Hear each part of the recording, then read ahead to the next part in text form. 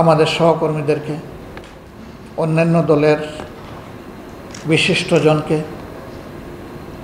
সমাজের গুরুত্বপূর্ণ লোকদেরকে, আলেম উলামাকে দীর্ঘদিন সেখানে আননোটিসড, আনরেকর্ডেড বন্দি রেখে শারীরিক মানসিক নির্যাতন করা হয়েছে। যত লোক এরকম এনফোর্স ডিসঅ্যাপিয়ারেন্সের শিকার হয়েছিলেন তারা সবাই ফিরে আসেননি। তাদের অল্প সংখ্যক কেবলমাত্র ফিরে এসেছেন, বাকিদের কোনো হদিস নেই। কোথায় তারা আছেন, আদৌ কি বেঁচে আছেন, তার কোনো জবাব কারো কাছে নেই।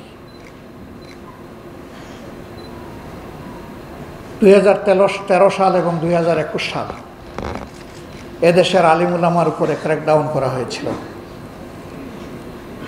হেফাজতের সঙ্গত প্রতিবাদে হেফাজতে ইসলামের সেখানে নারকীয় হত্যাকাণ্ড চালানো হয়েছে, আর নিহত মানুষগুলোকে নিয়ে উপহাস করা হয়েছে নির্মমভাবে। দফায় দফায় আলিম উলামাকে জেলে নেওয়া হয়েছে, অপমান অপদস্থ করা হয়েছে। এদেশের সাংবাদিকরাও রেহাই পাননি। যে সমস্ত সাংবাদিক সরকারের অসৎ ইচ্ছা বাস্তবায়নের সঙ্গে হয়নি, তাদের উপরে অত্যাচারের করগ নেমে এসেছে। সাগরণীর ঘটনা এখনও বেদনাদায়ক হয়ে আসছে, তার কোনো কিলকিনারা এখনো হয়নি। এরকম আরও বহু সাংবাদিককে হত্যা করা হয়েছে, এমনকি দেশ থেকে কিডন্যাপ করে পার্শ্ববর্তী দেশে নিয়ে ফেলে দেওয়া হয়েছে।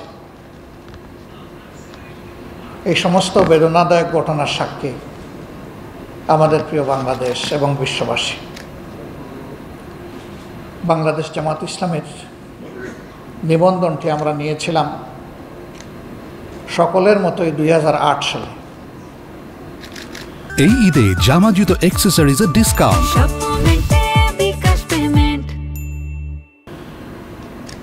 যে শর্তে তখন আমাদেরকে নিবন্ধন দেওয়া হয়েছিল, সেই শর্তের কোনো বিচ্যুতি জামাত ইসলামে করে নাই। আমাদের অন্যান্যদের মতোই নিবন্ধনের সাথে সাথে আমাদের দলীয় প্রতীকটিও আমাদের জন্য বরাদ্দ হয়েছিল।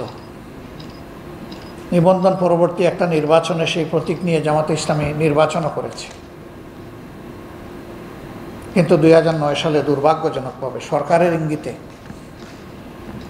একটি বিশেষ মহল রাজনৈতিক প্রতিহিংসার বশবর্তী হয়ে আমাদের নিবন্ধন বাতিল করার জন্য অন্যায্যভাবে, বেআইনিভাবে আদালতে যায়। আদালতও এখতিয়ার বহির্ভূতভাবে এই মামলাকে আমলে নিয়ে একটা মিসক্যারিয়েজ অফ জাস্টিস উপহার দিয়েছে, ন্যায়ভ্রষ্ট রায় উপহার দিয়েছে। সেই রায়ের ভিত্তিতে, হাইকোর্টের রায়ের ভিত্তিতে আমাদের নিবন্ধনটি বাতিলের পর্যায়ে চলে যায়।